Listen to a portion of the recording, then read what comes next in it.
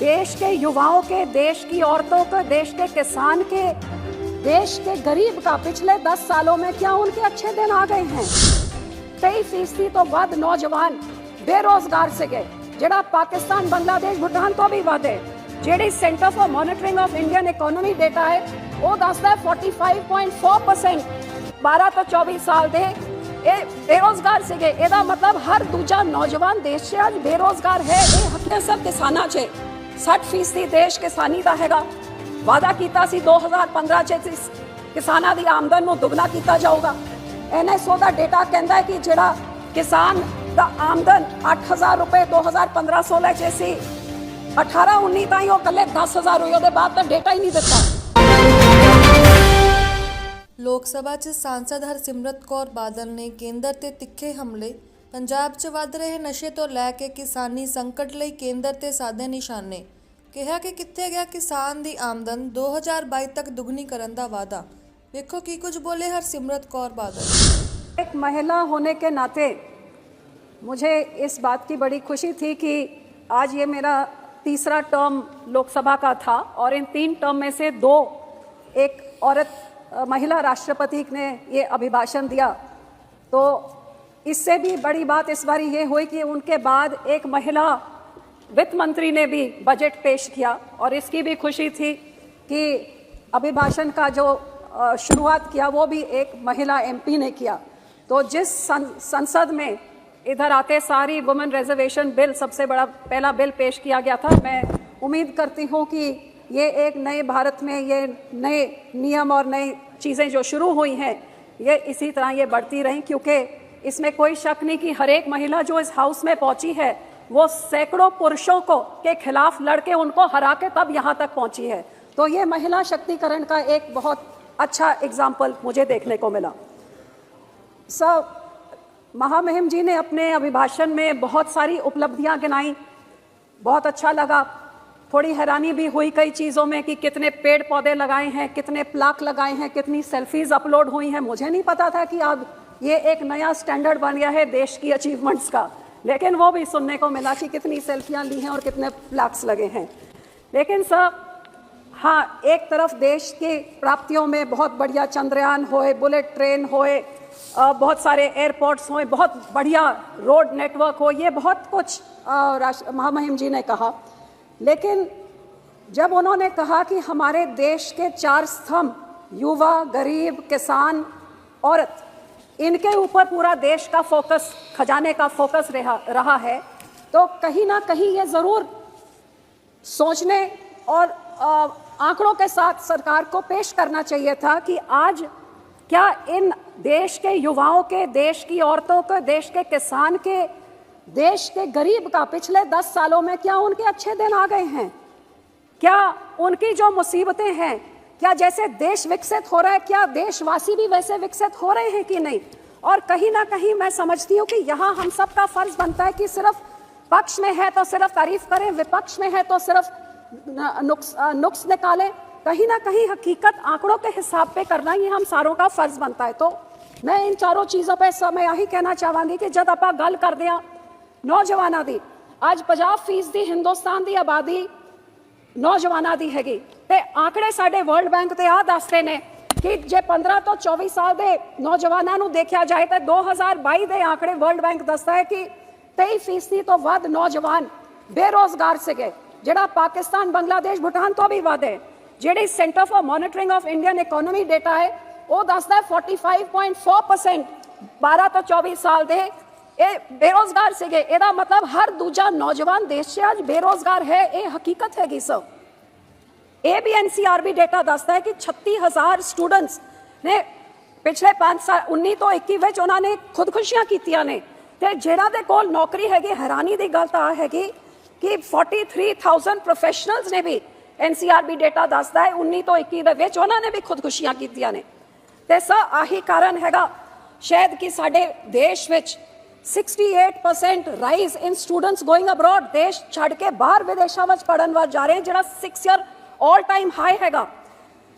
अपने देश के जिहड़े हिंदुस्तानी ने तकरीबन 2-3 लाख हिंदुस्तानियों ने अपने हिंदुस्तानी पासपोर्ट छड्डते ते तकरीबन पंजाब च सब तो वध लोगों ने ਤੇ ਅਫਸੋਸ ਦੀ ਗੱਲ ਆ ਹੈਗੀ ਕਿ ਜਦ ਮਾਹੇ ਮਹਿਮ ਜੀ ਕਹਿੰਦੇ ਨੇ ਕਿ ਐਸਸੀ ਸਟੂਡੈਂਟਸ ਦੀ ਇਨਰੋਲਮੈਂਟ ਵਧੀ ਹੈ, ਹਕੀਕਤ ਆ ਹੈਗੀ ਕਿ 14,000 ਐਸਸੀ ਐਸਟੀ ਓਬੀਸੀ ਸਟੂਡੈਂਟਸ ਨੇ ਹਾਇਰ ਸਟੱਡੀਜ਼ ਤੋਂ ਉਹਨਾਂ ਨੇ ਡ੍ਰੌਪ ਆਊਟ ਕਰਤਾ ਹੈਗਾ। ਤੇ ਸਟੂਡੈਂਟਸ ਦਾ ਤਾਂ ਮੈਂ ਆਪਣੇ ਸੂਬੇ ਤੋਂ ਹੀ ਦੱਸ ਸਕਦੀ ਹਾਂ ਸਰ ਕਿ ਸਾਡੇ ਟਾਈਮ 'ਚ ਜਿੰਨੀ ਐਸਸੀ ਸਟੂਡੈਂਟਸ ਹੁੰਦੇ ਸੀ ਉਹ ਅੱਧੇ ਰਹਿ ਗਏ ਹੈਗੇ, ਕਿਉਂਕਿ ਉਹਨਾਂ ਨੂੰ ਸਕਾਲਰਸ਼ਿਪ ਨਹੀਂ ਮਿਲੀ। ਕਿਉਂਕਿ ਜਿਹੜੇ ਮੰਤਰੀ ਸਾਹਿਬ ਸੀਗੇ ਕਾਂਗਰਸ ਪਾਰਟੀ ਦੇ, ਉਹਨਾਂ ਨੇ ਇੰਨਾ ਵੱਡਾ ਘਪਲਾ ਕੀਤਾ ਕਿ 60,000 ਕਰੋੜ ਘਪਲ ਕੇ ਖਾ ਗਏ ਅੱਜ ਕੱਲ੍ਹ ਜੇਲ੍ਹਾਂ 'ਚ, ਤੇ ਸਟੂਡੈਂਟਸ ਨੂੰ ਸਕਾਲਰਸ਼ਿਪ ਨਹੀਂ ਮਿਲੀ ਤਾਂ ਐਸਸੀ ਰਹਿ ਗਏ ਪਿੱਛੇ। ਜਿਹਦੇ ਕਰਕੇ ਮੈਂ ਬੇਨਤੀ ਕਰਦੀ ਹਾਂ ਕਿ ਐਸਸੀਆਂ ਨੂੰ ਹੋਰ ਸਪੋਰਟ ਦੇਣ ਦੀ ਲੋੜ ਹੈ। ਉਹਨਾਂ ਦਾ ਐਨੂਅਲ ਇਨਕਮ 2.5 ਲੱਖ ਜਿਹੜਾ 10 ਸਾਲਾਂ ਤੋਂ ਇਨਕਰੀਜ਼ ਨਹੀਂ ਉਹਨੂੰ 8 ਲੱਖ ਤੱਕ ਕੀਤਾ ਜਾਏ। ਇੱਕ ਹੋਰ ਬੜੀ ਜ਼ਰੂਰੀ ਚੀਜ਼ ਸਰ, ਅੱਜ ਦੇਸ਼ 'ਚ ਡਰੱਗਸ ਦਾ ਬਹੁਤ ਵੱਡਾ ਮੁੱਦਾ ਹੈਗਾ। ਮੈਨੂੰ ਹੈਰਾਨੀ ਸੀ ਕਿ ਕਿਵੇਂ ਜਦ ਅਸੀਂ ਆਪਣੀ ਡੈਮੋਗ੍ਰਾਫਿਕ ਡਿਵੀਡੈਂਡ ਦੀ ਗੱਲ ਕਰਦੇ ਸੀ 10 ਸਾਲ ਪਹਿਲੇ, ਆ ਡੈਮੋਗ੍ਰਾਫਿਕ ਡਿਜ਼ਾਸਟਰ ਬਣੀ ਜਾ ਰਿਹਾ ਡਰੱਗਸ ਦੇ ਨਾਲ, ਇਹਦੀ ਗੱਲ ਆਪਾਂ ਕਿਉਂ ਨਹੀਂ ਕੀਤੇ? ਕਿਉਂਕਿ ਅੱਜ ਮੈਂ ਆਪਣੇ ਸੂਬੇ ਦੀ ਜੇ ਗੱਲ ਕਰਾਂ, ਪਾਕਿਸਤਾਨ ਦੇ ਰਾਹੀਂ ਡਰੋਨਸ ਦੇ ਰਾਹੀਂ ਰੋਜ਼ ਡਰੱਗ ਸਾਡੇ ਸੂਬੇ ਵਿੱਚ ਆ ਰਹੇ। ਪੰਜਾਬ ਦਾ ਹਰ ਕੋਨੇ 'ਚ ਹਰ ਪਰਿਵਾਰ ਹਰ ਪਿੰਡ ਡਰੱਗਸ ਤੋਂ ਪੀੜਿਤ ਹੈਗਾ। ਰੋਜ਼ ਖਬਰਾਂ 'ਚ ਨੌਜਵਾਨ ਡਰੱਗ ਓਵਰਡੋਜ਼ ਕਰਕੇ ਇਹ ਮਰ ਰਹੇ ਨੇ। ਤੇ ਕਿਉਂ ਇਹ ਸਰਕਾਰ ਉਹਨਾਂ ਡਰੱਗਸ ਨੂੰ ਡਰੋਨਸ ਨੂੰ ਰੋਕਣ ਵਾਸਤੇ 10 ਸਾਲਾਂ 'ਚ ਜਦ ਮਹਿਮ ਜੀ ਕਹਿੰਦੇ ਨੇ ਬਾਰਡਰਾਂ ਨੂੰ ਇਹਨਾਂ ਨੇ ਤਕੜਾ ਕਰਨ ਵਾਸਤੇ ਬਹੁਤ ਕੁਝ ਕੀਤਾ, ਤੇ ਆ ਕਿਉਂ ਨਹੀਂ ਕੀਤਾ? ਬਹੁਤ ਜ਼ਰੂਰੀ, ਬਹੁਤ ਇਹਦੀ ਲੋੜ ਹੈਗੀ ਸਰ। ਦੂਜਾ ਮੈਂ ਆਂਦੀ ਹਾਂ ਸਰ ਕਿਸਾਨਾਂ 'ਚ 60% ਦੇਸ਼ ਕਿਸਾਨੀ ਦਾ ਹੈਗਾ। ਵਾਅਦਾ ਕੀਤਾ ਸੀ 2015 'ਚ ਕਿਸਾਨਾਂ ਦੀ ਆਮਦਨ ਨੂੰ ਦੁੱਗਣਾ ਕੀਤਾ ਜਾਊਗਾ। NSO ਦਾ ਡੇਟਾ ਕਹਿੰਦਾ ਹੈ ਕਿ ਜਿਹੜਾ ਕਿਸਾਨ ਦਾ ਆਮਦਨ 8,000 ਰੁਪਏ 2015-16 'ਚ ਸੀ, 18-19 ਤਾਈਂ ਉਹ ਇਕੱਲੇ 10,000 ਹੋਈ। ਉਹਦੇ ਬਾਅਦ ਤਾਂ ਡੇਟਾ ਹੀ ਨਹੀਂ ਦਿੱਤਾ। ਤੇ ਜੇ 15 ਤੋਂ ਲੈ ਕੇ 19 ਤਾਈਂ ਇਕੱਲੇ 2,000 ਦਾ ਹੋਇਆ ਤਾਂ ਦੁੱਗਣੀ ਕਿਹਦੀ ਹੋਈ ਹੈ? ਇਹ ਦੱਸਣ ਦੀ ਲੋੜ ਨਹੀਂ ਕਿ ਕੀ ਕੁਝ ਦਿੱਤਾ। ਇਹ ਦੱਸੋ ਕਿ ਜਿਹੜਾ ਤੁਸੀਂ ਵਾਅਦਾ ਕੀਤਾ ਸੀ ਉਹ ਡਬਲ ਕਿਉਂ ਨਹੀਂ ਹੋਇਆ? ਕਿਉਂਕਿ ਇਸ NSO ਦਾ ਡੇਟਾ ਇਹ ਵੀ ਦੱਸਦਾ ਹੈ ਕਿ 50% ਕਿਸਾਨ ਪਰਿਵਾਰ ਅੱਜ ਕਰਜ਼ਾਈ ਹੋ ਗਏ ਨੇ, ਤੇ 5 ਸਾਲਾਂ 'ਚ ਇਹ ਕਰਜ਼ਾ 58% ਵੱਧ ਗਿਆ ਦੇਸ਼ ਦੇ ਕਿਸਾਨਾਂ ਦੇ ਉੱਤੇ। ਤੇ ਆ ਵੀ ਇੱਕ centre of science and environment ਜਿਹੜਾ ਡੇਟਾ ਦੱਸਦੀ ਹੈ ਕਿ ਕੱਲੇ 2021 'ਚ 10,880 ਕਿਸਾਨਾਂ ਨੇ ਖੁਦਕੁਸ਼ੀ, ਮਤਲਬ ਸਾਡੇ ਦੇਸ਼ 'ਚ ਹਰ ਘੰਟੇ 'ਚ ਇੱਕ ਕਿਸਾਨ ਖੁਦਕੁਸ਼ੀ ਕਰ ਰਿਹਾ ਹੈ। ਤੇ ਕਿਤੇ ਨਾ ਕਿਤੇ ਕਿਸਾਨੀ ਸੰਕਟ ਹੈਗੀ। ਮੈਂ ਆਪਣੇ ਸੂਬੇ ਪੰਜਾਬ ਜਿਹੜਾ ਇੱਕ ਕ੍ਰਿਸ਼ੀ ਦੇਸ਼ ਸੂਬਾ ਹੈਗਾ ਉਹਦੇ ਬਾਰੇ ਮੈਂ ਤੁਹਾਨੂੰ ਦੱਸਾਂ, ਤੇ ਸਭ ਤੋਂ ਵੱਧ ਕਰਜ਼ਾਈ ਪੰਜਾਬ ਦੇ ਕਿਸਾਨ ਹੈਗੇ। ਅੱਜ ਪੰਜਾਬ ਜਿੱਥੇ 80-85% ਸਭ ਸਮਾਲ ਤੇ ਮਾਰਜਨਲ 5 ਏਕੜ ਵਾਲੇ 3-3 ਲੱਖ ਦਾ ਕਰਜ਼ਾਈ ਹਰੇਕ ਕਿਸਾਨੀ ਘਰ ਦੇ ਉੱਤੇ ਹੈਗਾ। ਇਹ ਕਿਸਾਨੀ ਸੰਕਟ ਬਹੁਤ ਵੱਡਾ ਹੈਗਾ ਤੇ ਹਜ਼ਾਰਾਂ ਕਿਸਾਨ ਰੋਜ਼ ਪੰਜਾਬ 'ਚ ਖੁਦਕੁਸ਼ੀ ਕਰ ਰਹੇ ਨੇ। MSP ਦੀ ਗੱਲ ਸਰ ਮਹਾਮਹਿਮ ਨੇ ਕਿਹਾ 18 ਲੱਖ ਕਰੋੜ, ਲੇਕਿਨ ਸਰ 850 ਕਿਸਾਨ ਸ਼ਹੀਦ ਹੋ ਗਏ ਕਿਸਾਨੀ ਅੰਦੋਲਨ 'ਚ। ਉਹਨਾਂ ਨੂੰ ਕਿਹਾ ਸੀ MSP ਦੀ ਕਮੇਟੀ ਬਣਾਈ ਜਾਊਗੀ, ਇੱਕ ਲਾਜ਼ਮੀ ਕਮੇਟੀ, ਜਿਹਦੇ ਨਾਲ ਸਵਾਮੀਨਾਥਨ ਕਮੇਟੀ ਦੀ ਜਿਹੜੀ ਰეკਮੈਂਡੇਸ਼ਨ C2+50% ਉਹਨੂੰ ਲਾਜ਼ਮੀ ਬਣਾਇਆ ਜਾਊਗਾ।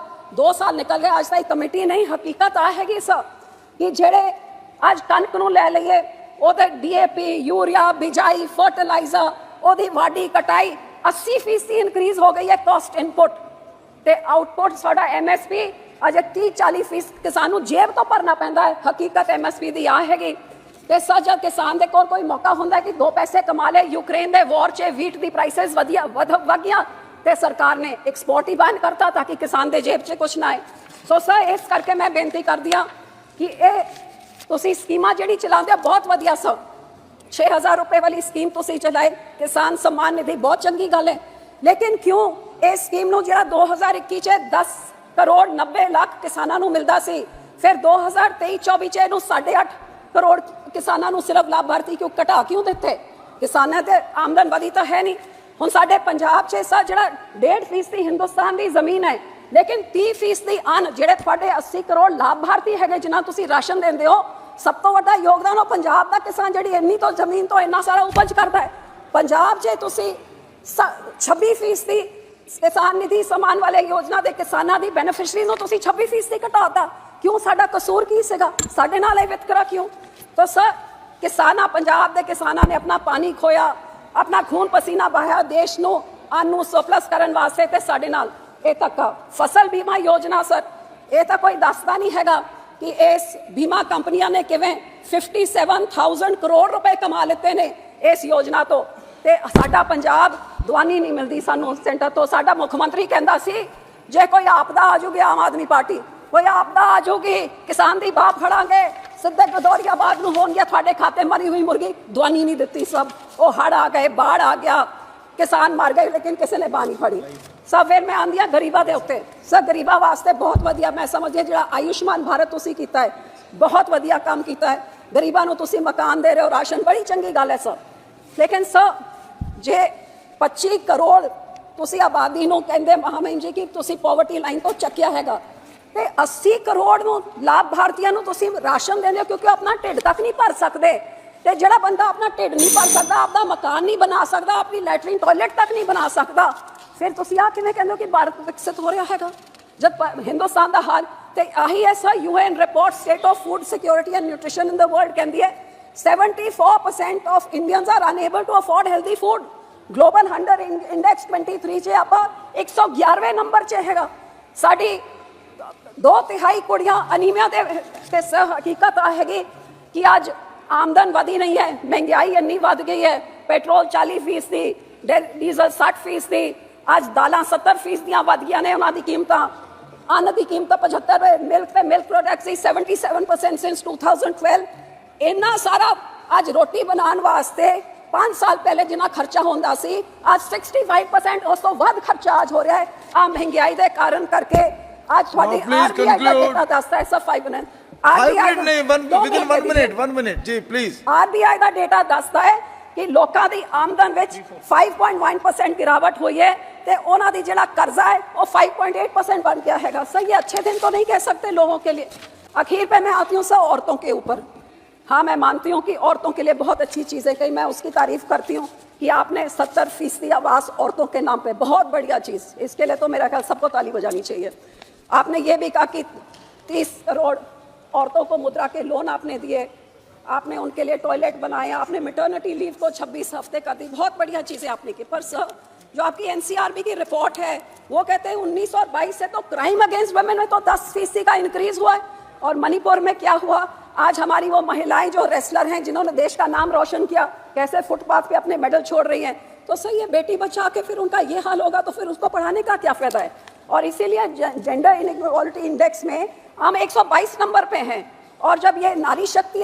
हम वुमेन रिजर्वेशन बिल हम पास करते हैं लेकिन उसकी कोई डेट ही नहीं देते कि कब से लागू होगा आप बोल देते हैं कि इतने ट्रिलियन इकोनॉमी 2028 में हो जाएगा 30 ट्रिलियन 47 तो ये भी बता दीजिए ना कि ये 33% रिजर्वेशन ये 2027 में आएगा इस 8 में कब ये बता दीजिए सो आखिर में सब मैं यही कहना चाहूँगी जब राष्ट्रपति जी कहते हैं कि हम बड़े गर्व से कि हम फ्रेजल 5 से हम टॉप 5 पे हो गए ये बहुत अच्छी चीज़ है लेकिन ये फ्रेजाइल 5 से टॉप 5 में सिर्फ देश के वो 10% जिनों के पास 90% वेल्थ है कि या वो 90% जो दबे कुचले गरीब हैं ये जरूर सोचने की बात है और इसके बारे में ध्यान रखें क्योंकि जो IMF का डेटा है वो कहता पर कैपिटा इनकम जो असली में बताता है वो हिंदुस्तान ने जिन्हों 5 देशों को छोड़ के जो आगे ऊपर बढ़ा है आज हिंदुस्तान का पर कैपिटा इनकम सिर्फ 2,14,000 है और चाइना जो हमारे बराबर की पॉपुलेशन है उनका 11,29,000 है और जो दूसरे देशों को इंडोनेशिया ब्राजील यूके वो सब उनके पर कैपिटा हमसे ज्यादा है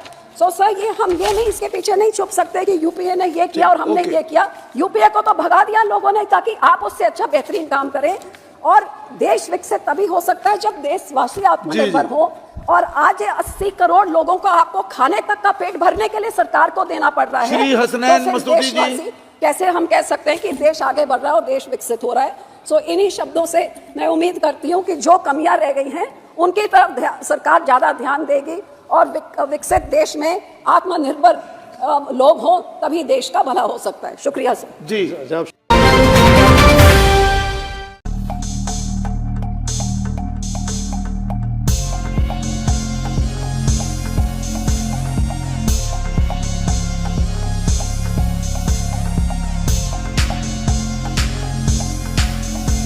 JL न्यूज़ नया जमाना नई सोच।